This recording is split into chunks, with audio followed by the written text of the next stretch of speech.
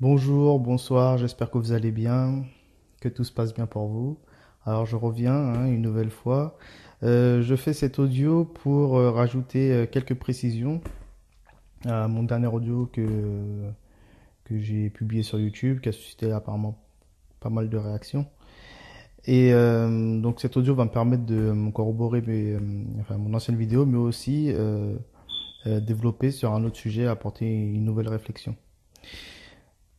Alors pour commencer, je répète très souvent partout sur ma page Facebook, mais aussi sur mes vidéos YouTube, que je me place toujours d'un point de vue traditionnel. Et je pense que certaines personnes ne voient pas concrètement qu'est-ce que je veux dire par là, parler d'un point de vue traditionnel, qu'est-ce que ça veut dire.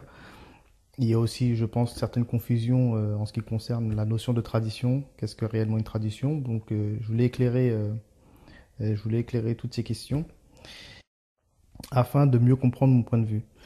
Alors, toute personne qui prétend parler d'un point de vue traditionnel est une personne, logiquement, qui est impliquée dans sa tradition. C'est-à-dire qui essaie de pratiquer ses rites, que sa propre tradition lui impose. Et, donc voilà, ça paraît logique. Donc il faut savoir que toutes les traditions, comme toutes les religions, je vais revenir un peu tout ça sur la notion de tradition et religion juste après, il y a cette notion de justice et de vérité. C'est-à-dire que le croyant, le pratiquant, tout ce qu'on veut, se bat toujours pour la justice et pour la vérité. Ok, ce sont des termes qui viennent assez souvent, c'est assez récurrent. Alors tout de suite, il y a des gens qui vont me rétorquer, ouais, mais, oui, mais la vérité, c'est bien marrant. La vérité, c'est quoi la vérité? Est-ce que la vérité existe? Est-ce que, oui, on peut avoir nos vérités, mais est-ce qu'il y a une vérité, bon, alors je vais venir là-dessus. Il faut bien comprendre que si la vérité, vous pouvez l'apercevoir à ce qu'il y a de plus inférieur ou à ce qu'il y a de plus banal ou quotidien chez vous. C'est-à-dire, si je vous dis que le soleil est dans le ciel, euh, c'est une vérité. Je pense que personne va le nier. Personne va essayer de me contredire. Si je vous dis que la nuit succède le jour, la même chose, tout le monde va dire, tout le monde va être d'accord. Donc c'est très simple. Si la vérité, on peut l'apercevoir à ce stade-là, c'est-à-dire un stade, on va dire, commun, que tout le monde peut apercevoir plutôt, et ben, c'est-à-dire qu'elle est aussi à des niveaux beaucoup plus supérieurs. Et pour parler plus précisément, il faut bien comprendre qu'en fait, la vérité, tout est vérité en fait. Et c'est René Guénon qui disait que tout est sacré, seul le point de vue est profane. En d'autres termes, tout est vérité, seul le point de vue est profane. Je rappelle que la vérité, le vrai, la vérité est un attribut divin même chez les musulmans. On dit el-haq, c'est la vérité. D'accord? C'est-à-dire, la vérité est un attribut qu'on identifie à Dieu. On peut identifier Dieu en l'appelant la vérité. Donc, pour me répéter encore une fois, tout est vérité. Ok, le tout ce que l'on peut voir et ce qu'on ne peut pas voir, mais je vais m'expliquer après, est vérité. Et la vérité, avec un grand V, qu'on peut identifier à Dieu. D'accord? Et que seul le point de vue, seule notre interprétation est profane. Ok, je vais apporter des précisions pour être plus clair. C'est-à-dire que le seul moyen de d'être en accord avec la vérité, hein, c'est la tradition. C'est la tradition qui permet d'établir cette connexion que peut avoir un individu avec la vérité, ok, à s'y soumettre dans un premier temps, et dans l'absolu, même pour les plus qualifiés, à se dissoudre en elle. Maintenant, concernant la tradition, il faut surtout ne pas confondre la tradition et coutume. La coutume relève de l'humain, ok, c'est d'ordre humain, tandis que la tradition est d'ordre sacré, spirituel. D'accord? Il y a quelque chose de sacré dans la tradition. Donc, il faut entendre dans tradition, étymologiquement parlant, ça renvoie à la transmission, ok, chose qui se transmet, on va dire, du supérieur à l'inférieur, donc en d'autres termes, du principe divin, enfin de Dieu, vers l'individu, mais aussi ce qui se transmet de génération en génération. Et pour comprendre aussi cette notion de tradition, il faut que vous ayez en tête ce que c'est que la tradition primordiale que René Guénon a pu développer dans son œuvre. Alors, il faut bien comprendre en fait qu'il n'y a qu'une seule tradition. Ok, il n'y en a qu'une seule, c'est la tradition primordiale. Et René Guénon explique bien qu'en fait la tradition primordiale est la tradition qui s'est exprimée sur différentes formes, sur les quatre coins du globe, partout sur la planète, sur différentes formes, différentes langues, avec des expressions différentes, mais qui ne témoignent toutes d'une seule vérité. que toutes ces formes traditionnelles partagent, c'est-à-dire cette sève qui est la tradition primordiale, expriment exactement la même chose, mais sous des formes différentes. D'accord? Alors, en Orient, la tradition primordiale, donc les traditions orientales, sont directement spirituelles, métaphysiques. Contrairement à l'Orient, où la tradition primordiale s'est exprimée plutôt sous une forme religieuse, d'accord? Et ça a été scindé en deux, je dirais. C'est-à-dire qu'il y a un côté exotérique, on va dire le côté religieux, dogmatique, et un côté ésotérique. Donc, contrairement à l'Orient, en Occident, pour aller, je dirais, dans la haute spiritualité, il faudra plus rentrer dans des courants ésotériques. Donc, je l'ai cité rapidement, hein, les trois religions, on va dire, connues en Occident sont plus le judaïsme, le catholicisme et l'islam. C'est-à-dire que dans le judaïsme, la voie ésotérique du judaïsme, c'est la Kabbale. Les voies ésotériques dans le catholicisme, même s'il y en a plusieurs, bon, il y a débat là-dessus, mais j'ai pas envie de faire débat là-dessus. Donc bon, moi je dis les deux principales qui sont la franc-maçonnerie et le compagnonnage. Et dans l'islam, c'est le tasawwuf, le soufisme. Donc oui, vous le remarquez qu'il y a certains courants ésotériques qui ont dévié, qui ont été retournés avec le temps par dégénérescence, par infiltration ou tout ce qu'on veut. Mais il n'en demeure pas moins que de base, ce sont des courants clairement traditionnels. D'accord? Et d'ailleurs, aujourd'hui, encore, certains courants ésotériques sont traditionnels, hein. D'ailleurs, je vais citer une petite phrase de l'imam Malik, qui est très connu dans la sphère musulmane, pour tous ceux qui sont un peu sceptiques sur ce que je viens de dire, qui disait que une personne qui est dans l'exotérisme, c'est-à-dire dans la religion, mais qui n'est pas dans l'ésotérisme, c'est-à-dire dans la haute spiritualité, c'est une personne qui est dans la turpitude. Et qu'une personne qui se considère être dans l'ésotérisme, c'est-à-dire dans la haute spiritualité, mais sans prendre appui sur son socle religieux, sur le dogme, cette personne-là est dans l'hérésie. Voilà, sur cette phrase, il a tout dit. Donc en d'autres termes, on peut imaginer tout ça en se disant que c'est un rapport d'extérieur-intérieur, ok? Hein, on va dire l'exotérisme, le dogme serait plus vu comme le corps, comme les fondamentaux, l'orthodoxie, on va dire là où on prend base, appui, hein, les fondamentaux. Et on va dire l'ésotérisme serait plus l'esprit, ok, ou le cœur. Il faut bien garder à l'idée que la tradition n'a pas pour but de satisfaire les individualités, les égos, c'est-à-dire de nous faire du bien, en d'autres termes, hein, je parle. Enfin, dans l'absolu, oui, c'est pour notre bien, mais c'est pas pour. Mais d'un point de vue individuel, elle va pas vous faire du bien forcément. Elle pourra même avoir un aspect même contraignant. Ça peut être douloureux par certains moments, pour certaines personnes. Ça peut être chiant, redondant, tout ce qu'on veut. Et en fait, elle n'a pas pour but de satisfaire l'ego. Au contraire, elle a pour but de l'éduquer, c'est-à-dire de mettre son ego à sa véritable place. Mais à force de pratiques rituelles, hein, de techniques rituelles bien précises, de méditation, toutes ces choses-là peuvent amener à la connaissance spirituelle, hein, la connaissance du cœur. Et cette connaissance-là, c'est pas une connaissance, faut pas la confondre avec la connaissance mentale ou la connaissance livresque qu'on associe très souvent aujourd'hui avec le cerveau. Hein, je parle pas de cette connaissance-là. Je parle de la connaissance spirituelle, celle du cœur, celle qui se vit. Et d'ailleurs, c'est une connaissance qu'on peut pas décrire avec des termes précis, avec des mots. La langue ne peut pas permettre, je veux dire, la langue française ne peut pas permettre, même toute langue, hein, de décrire ces sensations-là. Ok? Parce que, comme on dit en islam, d'ailleurs, ça relève du goût, du dhawq. Donc, je disais, la tradition n'a pas pour but de satisfaire les égos, encore une fois, n'a pas pour but de satisfaire les individualités. Bien au contraire, elle a pour but de les éduquer. Donc l'ego, justement, ça peut le faire souffrir, ça peut l'embêter, ça peut nous embêter individuellement, ok? De pas faire ce que notre propre ego désire, hein, mais de se soumettre à notre véritable, à notre seule raison pour laquelle nous avons été existenciés, c'est-à-dire glorifier Dieu. Et je rappelle encore une fois, étant donné que la vérité, le vrai, le tout, Dieu, etc., on peut tous identifier à la même, on peut identifier tous ces termes-là à la même entité, hein, Dieu. Si le tout est sacré, considérer notre individualité comme existante, de dire je, moi, j'existe, indépendamment de Dieu, c'est se leurrer, mais comme pas possible, quoi. Je vais vous donner un exemple tout bête. Si on dit que la vérité avec un grand V, encore une fois, Dieu, c'est le tout, dire que vous êtes quelqu'un, ce n'est pas possible.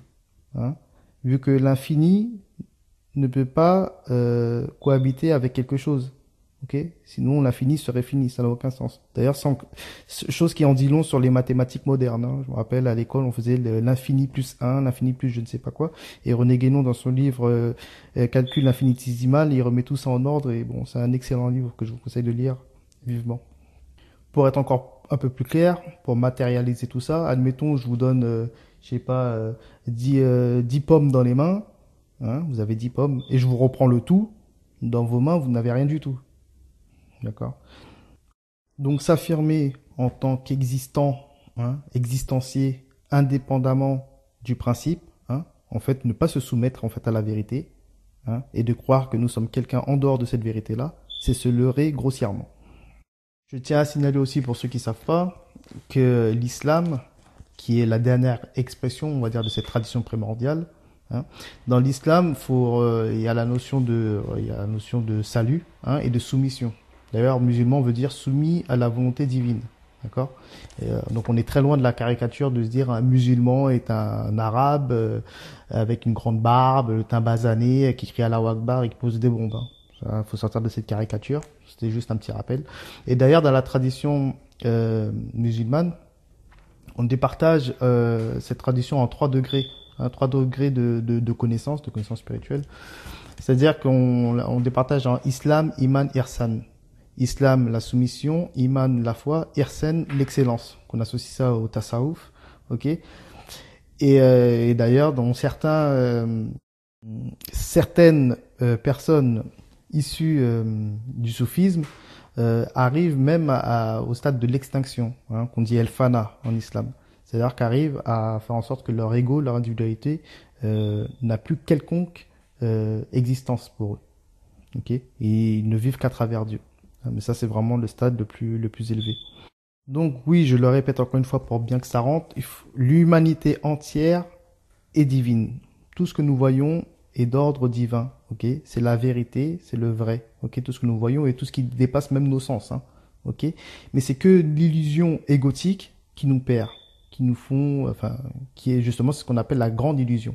D'ailleurs, il y a un adage biblique qui dit que Dieu nous a fait à son image, d'accord? Mais il faut comprendre cet adage-là, mais faut l'interpréter, mais qualitativement parlant, j'ai envie de dire. Hein? C'est au point de vue essentiel, c'est-à-dire c'est l'esprit de chacun qui est divin. Certains l'ont compris de manière très grossière, hein, de manière un point de vue plus substantiel, ok, ce qui a créé l'humanisme, c'est-à-dire qu'ils ont interprété cette phrase, Dieu nous a créé à son image, du style dans le sens où l'individualité, enfin que nous, les hommes, nous sommes des dieux, ok. Ça n'a rien à voir, ok. Et c'est ce qu'on appelle l'humanisme, justement. Une idéologie moderne d'ailleurs, une idéologie parmi la grande palette d'idéologies bien connues actuellement, sur lesquelles je vais revenir un peu plus tard. L'humanisme, c'est ça, c'est de croire que l'homme, hein, de tout ce qu'il a de plus égotique, est un dieu. Okay. Ça crée l'humanisme, comme ça crée aussi l'anthropomorphisme. C'est-à-dire qu'il y a des gens qui ont interprété la phrase Dieu nous a créé à son image. Ils l'ont interprété en se disant aussi à l'inverse, par effet inverse, en se disant que Dieu serait un homme, vu qu'il a été créé à notre image. Vu qu'on a été créé à son image, vous voyez. C'est-à-dire qu'ils s'imaginent Dieu en haut, dans le ciel. Oui, c'est des interprétations très vulgaires, mais bon. Dans le ciel, avec une grande barbe, je ne sais pas, qui dirige des créatures comme ça en haut. Bon.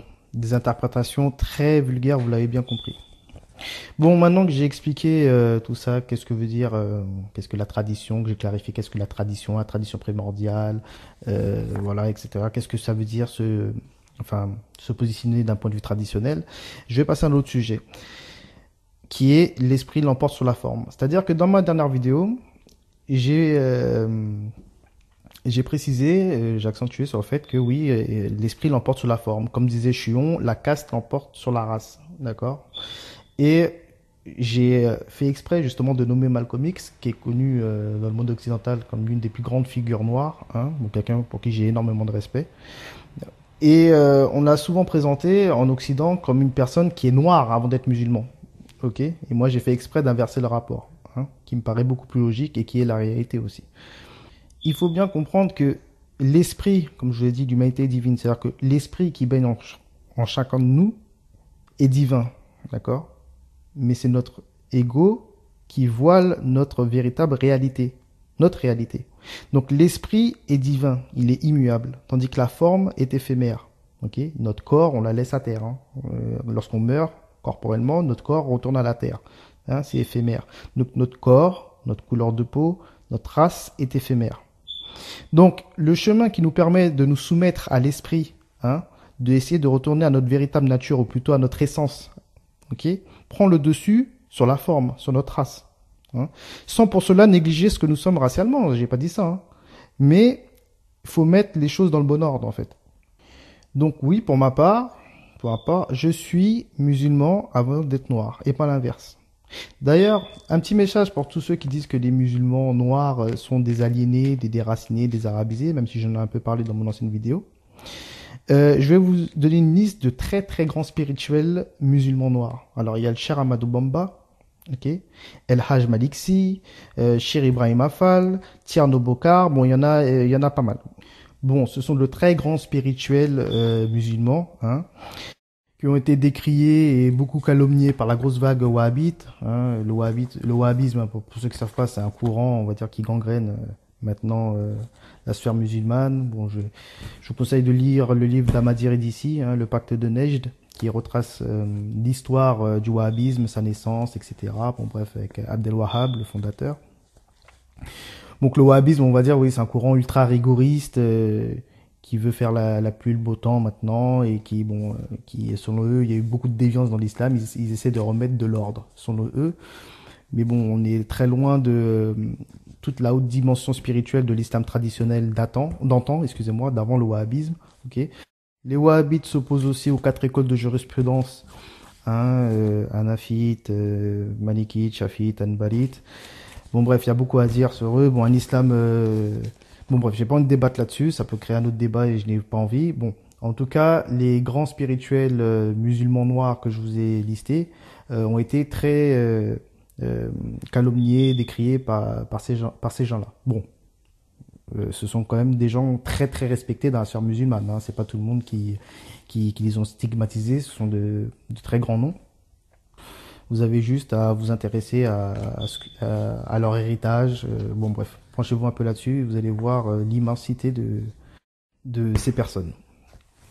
Alors, lorsque j'entends que certains noirs dire oui, les musulmans noirs sont des noirs arabisés, je ne sais pas si vous imaginez même pas l'énormité que vous dites en fait. C'est-à-dire, cher Ahmadou Bamba, pour prendre que lui, déjà l'héritage qu'il a laissé au Sénégal, c'est incroyable, mais le combat aussi qu'il a mené pour défendre son peuple, je veux dire, Malcolm X, pour qui j'ai beaucoup de respect, à côté est un petit garçon. Et je pèse mes mots. Hein. Cher Ahmadou Bamba, c'est vraiment énorme. Alors, je vous conseille juste de vous pencher sur son cas, hein, de vous intéresser à savoir qu'est-ce qu'il a fait, etc. Parce que, au point de vue, bon, spirituel, c'est extraordinaire. Je sais pas, j'essaie de trouver un terme pour définir. C'est vraiment énorme. Et en tant que défenseur de son peuple, je veux dire, mais c'est énorme. C'est vraiment énorme. Vous voyez. Et c'est quelqu'un qui avait une dimension spirituelle que vous pouvez même pas vous imaginer. Au passage, je sais pas, vous aurez remarqué que très souvent, les icônes noires qu'on nous présente en Occident ou en France ou ailleurs sont très souvent des noirs américains ou même des noirs africains, mais on met uniquement en avant leur combat politique, hein, plus leur combat politique que spirituel, si spirituels ils sont. Hein, okay. Un Cheikh Ahmadou Bamba n'est jamais nommé. Hein, on va mettre très souvent Malcolm X, on va mettre plus son côté noir que musulman. On va parler de, je sais pas moi, de Rosa Parks, on va parler de Marcus Garvey, on va parler de Nelson Mandela, on va parler de Thomas Sankara, mais ouais, il y aura jamais une dimension spirituelle. Et je crois sincèrement que l'élite le fait exprès ça. C'est comme qui dirait l'intention de vouloir cantonner le peuple noir dans sa carcasse individuelle, ouais, ne jamais l'appeler à la transcendance. Il y a vraiment un projet derrière tout ça. Hein. Bon, bref. Et je rappelle aussi, alors tous ceux qui parlent, par exemple, chez Ahmadou Bamba, je me compare pas à lui, hein, pas du tout. Mais lui était déjà sur le territoire africain, hein, il n'était pas en France, et il se battait pour les siens. D'accord? Je rappelle déjà, pour être honnête, une personne qui se bat, qui est très africanisée, il se bat pour retourner chez lui. Hein. Il a comme projet de retour sur la terre-mère. D'ailleurs, même moi, à mon niveau, c'est ce que je demande. Hein. C'est mon discours. Je suis pour la réimmigration, même pour moi. À court, long, moyen terme, peu importe. Mais en tout cas, j'ai l'intention de revenir. Si on se bat pour les siens, il faut être chez les siens. Ok, on peut pas pleurer au bout de l'Atlantique ou je ne sais pas. Ça n'a vraiment aucun sens. Marcus Garvey, d'ailleurs, connu une des grandes figures panafricaines, voire panégristes, était pour la réimmigration. Ok, bon, c'était un petit clin d'œil. Donc c'est très bizarre que les icônes noires qu'on nous présente en Occident sont plutôt présentées sur leur côté racial que spirituel. Hein, c'est quelque chose à souligner. Et que bien sûr, la liste des grands spirituels que j'ai cités, personne ne les nomme. Même ceux qui parlent de tradition, ils ne les nomment jamais, ces gens-là. C'est très bizarre. Et ce sont de très très grandes personnes. Bon, bref. Sachez que Dieu, pour s'adresser à nous, utilise toujours un support. Ok? Il ne s'adresse jamais à nous directement. D'ailleurs, si la vérité viendrait à nous directement, on ne pourrait pas la supporter. Il y a toujours un intermédiaire. Il vient toujours sous une forme de voile, on va dire, pour s'adresser à nous, pour descendre sur la manifestation. Même le prophète de l'islam, entre lui et la vérité, en fait, et Dieu, il y a eu l'ange Gabriel. D'accord? Et là, je vais reprendre l'image de Slimane Rezki que je trouve très bien. Dieu va comme qui dirait, pour se voiler, mettre un gant où il va mettre sa main pour agir. D'accord? Ce gant-là peut être un homme, par exemple, hein, par exemple les prophètes, mais ça peut être toute chose manifestée. Je vais vous raconter une petite histoire qui est assez connue dans le monde musulman. Par exemple, Shibli, hein, qui était un proche de Junaïd, ce sont de très très grands spirituels, il dit que son maître spirituel, c'est qu'il a créé le déclic, c'est un chien. D'accord? Un chien. L'histoire en temps de canicule, il a vu un chien au loin s'approcher devant une mare d'eau ou une étendue d'eau, hein, un chien assoiffé, et le chien avait peur de son reflet, donc à chaque fois il partait. Et il revenait devant une étendue d'eau pour boire, parce qu'il avait très très soif, mais il avait tellement peur de son reflet qu'à chaque fois il s'en allait. Et à un moment donné, le chien il a craqué, il s'est jeté dans l'eau, il a bu. D'accord? Et ça lui a mis un déclic en se disant, il s'est dit que ce chien-là était mon maître, car là j'ai compris que le seul obstacle qui nous emmène à la vérité, c'est nous-mêmes, c'est nos peurs. Ok? C'est un exemple parmi tant d'autres. Et il y a des grandes histoires comme ça de grands spirituels, si vous lisez, bon j'avoue, c'est passionnant, mais je veux dire par là, c'est là que je m'aperçois que l'adage chinois qui dit que lorsque le sage pointe du doigt la lune, le sot ou l'idiot regarde le doigt, cet adage-là a tout son sens lorsque je vois des réactions comme ça. C'est-à-dire que, pour reprendre l'image du gant où Dieu mettrait sa main, faut pas s'arrêter sur la forme, sur le voile, ok, ou sur l'homme, ou sur le chien concernant Chibli. Faut regarder l'esprit. C'est l'esprit qui se cache derrière qu'il faut regarder. Hein, c'est la main qu'il y a dans le gant qu'il faut regarder. C'est pas la forme. Donc les personnes qui restent bloquées sur la forme, on va dire musulmane, en se disant ouais mais regarde il y a beaucoup d'arabes et en plus petite connotation raciste au passage, et il y a beaucoup d'arabes, ce sont des arabes, mais en fait c'est l'esprit qui nous intéresse. Le prophète sallallahu alayhi wa sallam, c'est l'esprit qui nous intéresse, c'est son esprit. Chibli, c'est pas le chien qui l'intéressait, c'est le message qu'il y avait derrière. Il y a les descriptions bibliques qui expliquent que Jésus a le teint laineux, le teint brun, excusez-moi, et les cheveux laineux. D'accord? Donc, pour moi, ça décrit plus ou moins une personne qui se rapproche plus d'un noir qu'autre chose. Ok. Mais il faut s'en foutre hein, de ça. La forme, faut vraiment, je veux dire, quand je dis faut s'en foutre, vous m'avez compris. C'est-à-dire que, oui, mais c'est pas le but, c'est pas l'objectif. Ok? Jésus n'est pas venu ici, sur terre pour dire je suis noir. D'ailleurs, pour me répéter, parce que je l'ai dit aussi dans l'ancienne vidéo, il y a un courant là maintenant. Non, il n'existe pas il n'est pas récent, c'est depuis bien longtemps. Certains membres du courant afrocentriste, je précise, veulent à tout prix démontrer que telle ou telle personne dans l'histoire de l'humanité ou même dans les religions était noire. C'est une perte de temps. C'est une perte de temps, mais incroyable. Car encore une fois, c'est pas la forme qui nous intéresse, c'est l'esprit. Et l'esprit prend le dessus sur la forme. Je n'ai pas dit qu'il faut négliger la forme, mais c'est l'esprit avant. Petit clin d'œil au passage, cherchez à savoir pourquoi les thèses de Cheikh Anta Diop, qui est la plus grande figure de l'afrocentrisme, et de Martin Bernal, ont été largement encouragées en Occident, et souvent par des milieux trotskistes. Hein, des milieux composés par très peu de noirs, justement, hein, avec une idéologie bien précise. Faut se poser certaines questions aussi. Hein. Bon, c'était une petite parenthèse. Donc oui, pour conclure sur l'esprit l'emporte sur la forme, je le répète, oui, l'esprit l'emporte sur la forme. Cheikh Ahmadou Bamba était musulman avant d'être noir. Lao Tse était taoïste avant d'être chinois. Malcolm X était noir avant d'être musulman. Ok. Les compagnons du prophète et le prophète étaient pour la plupart musulmans, enfin tous, ils étaient musulmans avant d'être ce qu'ils sont, soit des arabes, soit des noirs. Saint Thomas d'Aquin était chrétien avant d'être blanc. Maître Eckhart était chrétien avant d'être blanc. Dante était catholique et chrétien avant d'être blanc et avant d'être italien ou tout ce qu'on veut, etc., etc.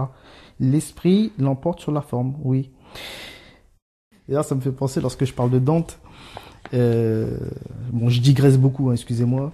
Mais lorsqu'on parle de Dante, même aujourd'hui, lorsque les gens disent oui, c'est une œuvre dantesque, hein, les gens retiennent que le côté sombre de l'œuvre de Dante. Dante, pour ceux qui ne connaissent pas, c'était un très très grand spirituel aussi, hein, chrétien, qui a écrit un livre sous forme de trilogie qui s'appelle La Divine Comédie. En 3 tomes, il y a eu l'enfer, le purgatoire et le paradis. D'accord? Je vous conseille de les lire. Bon, c'est écrit avec des rimes et tout. Bon, bref. De la très haute spiritualité.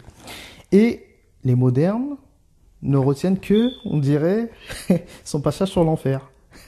C'est comme si, je sais pas, on dirait, c'est comme si, bon, je vais pas dire, c'est comme s'ils étaient attirés vers quoi ils sont destinés. Non, je vais pas dire ça, je vais pas me permettre de dire ça, mais on dirait, ça, en tout cas, ça montre clairement vers quoi ils sont animés. Qu'est-ce qui les anime?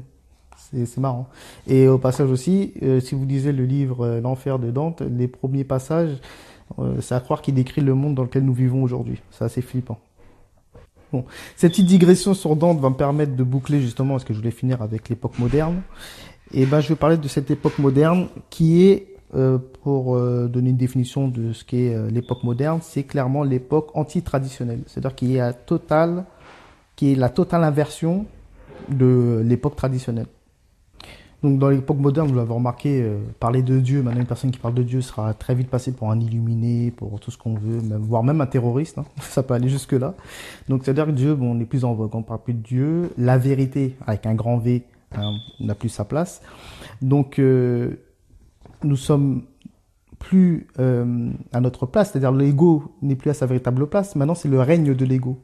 C'est-à-dire c'est l'ego et la forme aussi qui prend le dessus sur l'esprit. C'est vraiment la totale inversion. C'est l'époque du moi-je. Hein. Moi, je suis maître de moi-même, je fais ce que je veux, ce qui me plaît, à n'importe quel moment, etc. D'ailleurs, cette phrase, moi, je suis maître de moi-même, ça m'a toujours fait claquer du cerveau, parce que la mort peut frapper chez toi à n'importe quel moment. Tu peux avoir une diarrhée dans l'heure qui suit, tu peux avoir un gros mal de tête, un cancer, tout ce qu'on veut. Tu n'as jamais été maître de toi-même. Tu as toujours été soumis. Nous avons toujours été soumis. Et bon, bref, c'est d'une arrogance de dire ça, vraiment incroyable. Mais je pense que c'est plutôt de la naïveté ou de l'inconscience. Bref. Alors, dans l'époque traditionnelle où, encore une fois, les traditions ne prennent pas en considération, on va dire, les individualités, ou du moins, elles éduquent les hommes à ne vivre uniquement dans le schéma divin, hein, et bien là, c'est l'inverse. L'époque moderne n'est là juste pour satisfaire l'ego. Hein, et de faire croire que l'ego a une quelconque existence en dehors du principe. C'est vraiment l'époque de l'illusion et du mensonge. Hein, parce que si c'est l'inversion, si l'époque traditionnelle était tournée vers la vérité, avec un grand V, vous avez bien compris que là, l'époque moderne qui se tourne pas vers la vérité, se tourne vers le mensonge. Hein, c'est logique. C'est l'époque, comme disait, j'ai oublié, c'est un grand auteur, j'ai oublié, qui disait que nous sommes détournés du ciel pour conquérir la terre. Maintenant, pour nous, il n'y a de réel uniquement que ce qui tombe sous les sens. C'est-à-dire tout ce que l'on peut voir, toucher, goûter, sentir, il n'y a que ça qui est réel pour nous. D'accord? Toute chose en dehors de ça, qui dépasse, on va dire, le sensible, sera vue pour de la science-fiction ou pour... voilà. Donc, c'est vraiment l'inversion des rapports. D'ailleurs, l'inversion, qui est la définition du satanisme. Hein. Le satanisme, la définition du satanisme, c'est l'inversion, hein, l'inversion de toute chose, l'inversion des valeurs, de tout ce qu'on peut imaginer. Donc voilà, donc c'est l'inversion, c'est la forme ou la race qui prend le dessus sur l'esprit, hein, c'est l'ego qui prend le dessus sur l'esprit, c'est tout ce qui est d'ordre substantiel prend le dessus sur tout ce qui est d'ordre essentiel. Voilà, tout simplement. C'est-à-dire que, oui, la forme prend le dessus sur l'esprit, le matériel prend le dessus sur l'esprit, la quantité prend le dessus sur la qualité, la femme prend le dessus sur l'homme. Non, j'attaque pas les femmes, vous inquiétez pas, mais bon, on est dans une époque de féminisation, c'est aussi un signe de fin des temps, j'ai envie de dire. J'ai même envie de dire, la multiplicité prend le dessus sur l'unité. Parce qu'à l'époque, on était sur la vérité avec un grand V, l'unique, le un, Dieu, ok? Maintenant, chacun a sa vérité. Ok, vu qu'on a divinisé toute l'humanité au point de vue substantiel, c'est-à-dire les égos sont devenus des divinités, c'est ce qu'on appelle l'humanisme. Chacun a sa vérité maintenant et ne se bat plus pour la vérité, si vous me suivez. D'ailleurs, c'est ce qui explique les réactions. C'est-à-dire qu'une personne qui se crée son petit paradigme, se crée sa vérité, il va la diviniser, vu que l'humanité est faite pour être soumise, justement, hein, pour être dépendante de ce principe suprême. Donc si cette personne nie cette dépendance, il va trouver une autre, il va se soumettre à autre chose, à une autre divinité, mais qui va diviniser inconsciemment. Et c'est la raison pour laquelle, lorsque vous chamboulez un paradigme, le paradigme de quelqu'un, hein, quelqu'un qui s'est fabriqué son petit paradigme, sa petite manière de penser, sa petite vérité à lui, si vous chamboulez ça, ce sera pour lui comme du blasphème. Et c'est pour ça qu'il va sortir de ses gonds, il peut même vous insulter, il peut être ultra violent. Ce sera blasphématoire pour lui. L'époque moderne aussi qui a fait naître les philosophes des Lumières. Je rappelle que la lumière aussi est un attribut divin qu'on identifie à Dieu, El Nour. La lumière ramène à Dieu. Okay. D'ailleurs, le Kali Yuga, hein, chez les hindous, en sanskrit, le Kali Yuga, c'est le dernier âge de l'humanité, c'est la fin des temps, la dernière époque, l'époque la plus chaotique, l'époque dans laquelle nous vivons. L'âge sombre dans le sens détaché de la lumière divine. D'accord. Et ben, l'époque moderne a fait naître la philosophie des Lumières. Il n'y a plus d'unité. Chacun a sa vérité. Ok. Ce sont des gens avec tout ce qu'il y a de plus égotique, voilà quoi, qui développent leur manière de penser. Donc plus basé sur la vérité. Maintenant, tout est relatif, hein, vous voyez. Donc chacun va ramener sa manière de penser. Et ces gens-là vont être inconsciemment divinisés. Hein, on va les prendre pour des divinités. Ce seront des idoles. Pareil pour toute la philosophie profane, hein. Même s'ils écrivent bien, c'est pas ça le problème. Nietzsche, par exemple, qui a développé sur le surhomme ou je ne sais pas quoi. Quand il dit surhomme, faut pas l'entendre comme René Guénon, on l'entendait, comme supra, c'est-à-dire chose qui dépasse l'homme, hein, où il y a un côté de transcendance lorsqu'on parle de supra. Non, lorsque Nietzsche parle de supra, c'est le surhomme dans ce qu'il y a de plus substantiel, égotique, individuel. L'homme, en fait, l'humanisme, tout simplement. Pareil pour les Descartes, les Freud, les Kant, les Spinoza, tout ça, ce sont en fin de compte des négateurs. Et voilà quoi. C'est l'époque de la négation, de l'illusion la plus totale. L'époque où chacun se bat pour aller vers sa vérité, donc se crée sa petite idéologie. Donc des idéologies, il y a aussi, des idéologies politiques aussi qui deviennent limite des traditions, des divinités. Il y a des gens qui se prétendent marxistes. Hein, ils font toute leur vie là-dedans, et trotskistes, des identitaires français se battent pour la race aryenne, il y en a d'autres qui se battent il y a d'autres afrocentristes qui restent bloqués uniquement sur la race, et c'est pour ça qu'ils inversent les rapports, hein, c'est l'époque moderne, ils mettent la race avant la forme, avant l'esprit, avant leur tradition. Ok. Un autre exemple qui est très parlant, le défunt Robert Faurisson, le révisionniste, il s'est battu toute sa vie pour vouloir démontrer que les chambres à gaz n'existaient pas. Toute sa vie. Il en a fait sa vérité. Et c'est un mec qui s'est toujours déclaré athée. C'est un négateur. Ça veut tout dire, ça en dit long. Donc c'est l'inversion la plus totale, pour me répéter encore une fois. L'élite, à l'époque des civilisations traditionnelles, était une élite, d'ordre spirituel. D'accord ? C'était le spirituel qui était tout en haut. Et subordonné à eux, avait le pouvoir temporel, on peut dire la politique. Okay. Maintenant, l'élite, ou plutôt la contre-élite, parce que dire élite, c'est souiller un mot qui est noble, la contre-élite de notre système, ce sont des gens avec une idéologie bien précise. Okay. Bon, il y en a qui font des vidéos, vous avez bien compris que c'est une idéologie d'inversion. Hein. C'est clairement anti-traditionnel. Qui dit anti-traditionnel, faut pas avoir peur des mots, c'est du satanisme. Hein, c'est des grands mots qui peuvent faire peur, mais c'est ça. Époque entièrement anti-spirituelle, cantonnée dans la matière. Maintenant, un autre exemple, par exemple, à l'époque vous voyez, des instituts, enfin, dans les traditions hindoues, la tradition hindoue est instituée sous forme de caste, et c'est ce qui vous définit qualitativement parlant, qui vous affilie à une classe, hein. Votre niveau spirituel, en d'autres termes. Ok. Aujourd'hui, on parle plus de caste. Bon, même c'est une forme particulière, hein, l'hindouisme. Elle fait partie aussi de la tradition primordiale, avec sa forme bien à elle. Mais elle était formée sur forme de caste bien précise, bien déterminée. Et aujourd'hui, c'est comme si on singe ce système de caste, mais on parle plus de caste, mais on parle de classe. Et c'est plus de classe sociale. Et c'est plus ce qui nous définit qualitativement parlant, qui nous affilie à une classe sociale, mais c'est ce que nous détenons en matière, en bien, hein, le bif. C'est ça qui détermine notre classe sociale. C'est-à-dire que maintenant, même un dégénéré qualitativement parlant peut se trouver dans l'hyperclasse tout en haut, hein, et vous snobez même d'ailleurs. Alors, pour conclure cet audio, il est tout à fait normal que beaucoup de personnes réagissent comme ça, en voulant placer leur race avant leur tradition. C'est l'inversement de tous les rapports, hein. Cette époque moderne crée, c'est une maladie, hein, pour moi. C'est une maladie. Mais même dans cette époque moderne, c'est pour ça, j'appelle toujours tout le monde à retourner à la tradition et à se soumettre à la vérité, hein. C'est-à-dire que là, on est dans une époque où le sentimentalisme a pris le pas sur l'intellect, hein. René Guénon associe très souvent l'intellect et la spiritualité. Okay, parce qu'il ne faut pas associer l'intellect. Parce qu'aujourd'hui, quand on parle d'intellect, on associe avec une personne intelligente aujourd'hui, c'est une personne qui manipule très bien la matière, qui fait des choses, qui crée, je sais pas moi, des buildings ou je ne sais pas quoi. Non. L'intellect, dans son sens, dans le sens traditionnel, c'est la spiritualité. Voilà, tout simplement. Aujourd'hui, les gens réagissent que sous l'émotion. Que sous l'émotion. Il n'y a plus d'objectivité possible. On n'est plus, ce qui nous intéresse, c'est pas la vérité, c'est la forme, encore une fois, ce que nous sommes, notre race.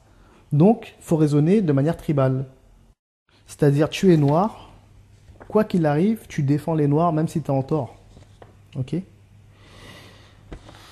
Je crois que c'est prophétique, il me semble que c'est le prophète qui dit ça. Lorsque ton frère, ok, est dans le bien, encourage-le. Lorsqu'il est dans le mauvais, encourage-le. Mais c'est une phrase qu'il faut bien interpréter. C'est-à-dire que lorsqu'il est dans le bien, ou encourage-le, c'est très bien, aucun souci. Mais lorsqu'il est dans le mauvais, encourage-le dans le sens où pointe-lui du doigt l'erreur, où il a fauté, afin qu'il retourne vers la vérité. On revient toujours vers ça, la vérité. Ok? Donc ayez bien en tête que l'élite qui nous dirige aujourd'hui a une idéologie clairement inversée, hein, satanique, tape sur les émotions, crée justement cette division, hein, a pour but de créer cette division. Hein, on ne parle plus d'unité, encore une fois. On parle de division maintenant. On parle de cette division pour rester en position de force quoi qu'il arrive. Ok? Vous vous détachez de vos traditions. Hein, vous essayez de vous cantonner dans la forme, encore une fois. Parce que vous êtes racialement, en tant que noir, reste en tant que noir. Donc, pour que le noir ne soit cantonné que à sa négritude, on va lui rappeler instinctivement, je sais pas moi, des images chocs de l'esclavage, de la traite négrière, tout ça, les injustices que les Noirs subissent aux States, et j'en passe. Et il y a une très grosse manipulation derrière ça. J'ai pas dit que je cautionne, moi, je cautionne pas l'injustice. C'est-à-dire que je vais toujours me battre contre l'injustice, hein, quoi qu'il arrive.